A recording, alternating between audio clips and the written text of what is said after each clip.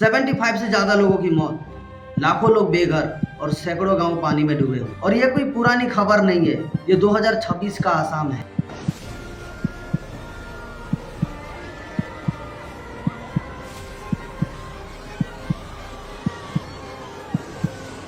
हर साल असम में बाढ़ आता है, लेकिन इस बार मंजर कुछ अलग ही था। ब्रह्मपुत्र नदी नहीं बल्कि उसकी छोटी शाखाएं अपर असम को तबाह कर दिया। इस वीडियो में 4 हिस्सों में सच्चाई जानेंगे। पार्ट 1 में जानेंगे कि कितने लोग घायल हुए, कितने लोग बेघर हुए और कितनों की जान गई। और पार्ट 2 में जानेंगे कि कौन कौन सा सेलिब्रिटी मदद के लिए आगे आए और इसे मेन स्ट्रीम मीडिया ने कितना कवर कर रहा है। पार्ट 3 में जानेंगे कि ये बाढ़ आई क्यों और इसकी असली वजह क्या है। पार्ट 4 में जानेंगे कि सरकार ने क्या वादा किया था चुनाव के टाइम में और अभी क्या कर रही है। चलिए शुरू करते हैं आंकड़ों से, क्योंकि नंबर झूठ नहीं बोलते। 19 जुलाई के आसपास शुरू हुई, जब अपर असम और पड़ोसी नागालैंड और अरुणाचल प्रदेश की पहाड़ियों में बहुत तेज बारिश हुई। शुरुआत में ये एक नॉर्मल मौसम की तरह लग रही थी, लेकिन देखते ही देखते हालत बिगड़ते गए। शुरुआत में 47 लोगों की मौत दर्ज हुई। कुछ ही दिनों में ये आंकड़े 62, 66 फिर 68 तक पहुंच गई। 21 जुलाई को सिर्फ एक दिन में 21 लोगों की जान गई, बह जाने या लैंडस्लाइड की वजह से। 29 जुलाई को मौत का आंकड़ा 75 तक पहुंच चुका था और Assam state disaster management authority के मुताबिक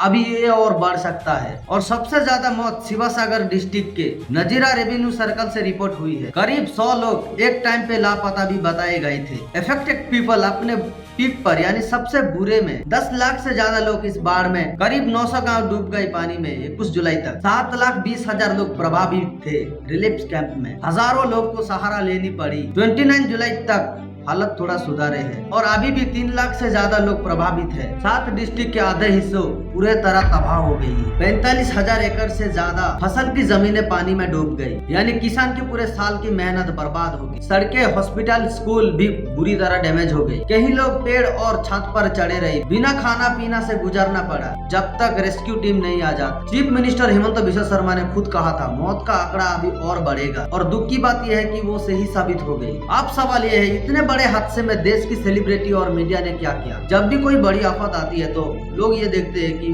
बॉलीवुड और सेलिब्रिटी वर्ल्ड कैसे रिएक्ट करती है। और इस बार भी कई बड़े नाम सामने आए हैं, जैसे कि आलिया भट्ट। आलिया भट्ट ने अपने सोशल मीडिया पर एक इमोशनल पोस्ट की, जिसपे उन्होंने बताया कि कैसे 60 से ज्यादा लोगों की मौत हो गई है और लाखों लोग बेघर हो गए। उन्होंने अपने फॉलोअर्स को भरोसेमंद संस्था के डोनेट करने की अपील की। सलमान खान ने सिर्फ अपील नहीं की, बल्कि सीधा जमीन पर काम शुरू किए। उनके संस्था बीइंग ह्यूमन ने असम के एक फैन क्लब के साथ काम शुरू किया। रेडी टू ईट फूड्स बांटते गए, राशन, पीने का पानी और दवाई भी भेजे गए। भूमिका पाटनेकर ने एक इमोशनल इंस्टाग्राम वीडियो के जरिए अपील की और पंजाब, जम्मू, बिहार, महाराष्ट्र जैसे पिछली आफतों का हवाला देते हुए कहा। अब बात करते हैं मीडिया कवरेज की। सच कहे तो लोकल और रीजनल मीडिया कवर किया है, लेकिन जब बात आती है नेशनल मेनस्ट्रीम मीडिया की तो कहीं लोगों का शिकायत रहती है। महाराष्ट्र के आफतन जितनी प्राइम टाइम जगह आसाम को नहीं मिली। शुरुआत के हफ्तों में जैसे जैसे मौत की आंकड़ा बढ़ते गए, वैसे वैसे नेशनल मीडिया की कवरेज और कंटेंट क्रिएटर्स की कवरेज धीरे धीरे बढ़ती गई। ये एक ऐसा पैटर्न है जो नॉर्थ ईस्ट इंडिया में ये बार बार देखने को मिलता है। जब तक कोई बड़ा सेलिब्रिटी या वायरल मूवमेंट नहीं होती, तब तक कवरेज सीमित ही रहती है।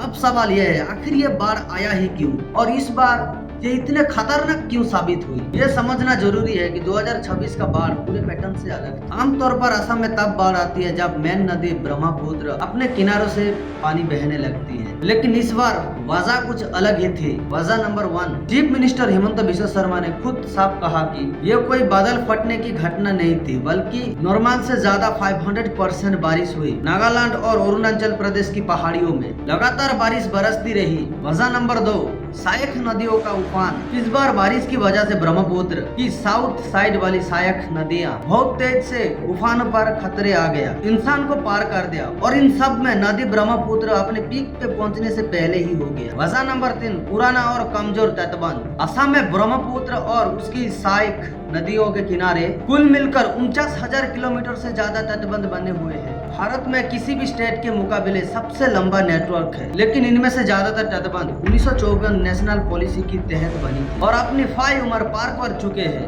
नतीजा, जगह जगह तटबंध टूट गए और सीधा गांव में पानी चले गए। वजह नंबर 4, इंसान की दखल और पेड़ों की कटाई। पहाड़ी इलाकों में जंगल काटने की वजह से जमीन पानी सोखने की कैपेसिटी खो देती है। जैसे बारिश होती है, बारिश का पानी सीधा नदियों में चली जाती है। वैज्ञानिक पड़ोसी पहाड़ी स्टेट्स में हो रहे, माने इसकी मिट्टी ढीली हो जाती है। पहाड़ों पर हो रहा तेजी से रोड कंस्ट्रक्शन मिट्टी की पकड़ कमजोर कर देती है। नदी की प्राकृतिक बहाव वाले इलाकों में जब घर और बस्तियां बन जाती है तो बाढ़ के पानी को फैलने की जगह नहीं मिलती। गुवाहाटी जैसे शहर जो नदी के किनारे बसे है, वहाँ तेजी से हो रहा निर्माण ट्रेडिशनल ड्रेन सिस्टम को बिगाड़ रहा है। वजह नंबर 5, क्लाइमेट चेंज। वैज्ञानिक का कहना है कि जलवायु परिवर्तन की वजह से अब बारिश मौसम सीजन में पूरे बराबर नहीं बनती, बल्कि कुछ घंटों या दिनों में बारिश मात्रा में बरस जाती है। इससे नदियों और ड्रेन सिस्टम को संभालने का वक्त नहीं मिलता। इसके अलावा ब्रह्मपुत्र दुनिया के सबसे ज्यादा स्लीड ले जाने वाली नदियों में से एक है। जैसे ही ये